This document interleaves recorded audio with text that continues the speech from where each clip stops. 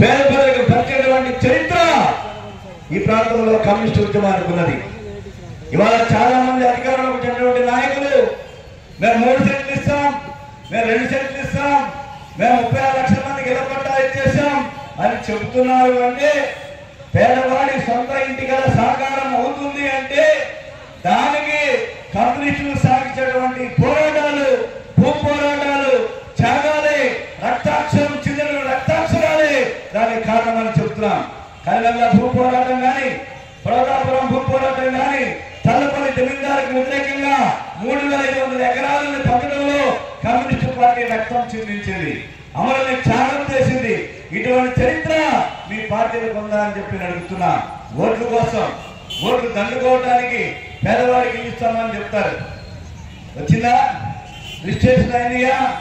30 లక్షల పట్టాలు ఏమైపోయినాయి? జగన్మోహన్ రెడ్డి పట్టాలు ఎందుకు పనికి రాకుండా పోయినాయి? కాబట్టి వాళ్ళ కమ్యూనిస్ట్ పార్టీ పేదవాడి సొంత ఇంటికల సహకారం కావాలి. కాబట్టి 3 సెంట్లు పట్టణాలు 2 సెంట్లు ఇవ్వమని చెప్పేసి డిమాండ్ చేస్తున్నాం.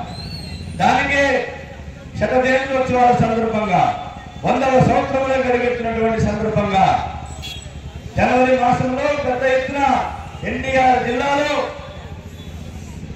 ఈ కార్యక్రమాన్ని ఇళ్ల పట్టాల ఇళ్ల అప్లికేషన్ పెట్టేటువంటి కార్యక్రమాన్ని ఎన్టీఆర్ జిల్లా వ్యాప్తంగా కమ్యూనిస్ట్ పార్టీ చెల్ల రాజేశ్వరరావు స్ఫూర్తితో తీసుకుంటుందని చెప్పేసి ఈ సందర్భంగా తెలియజేస్తున్నారు.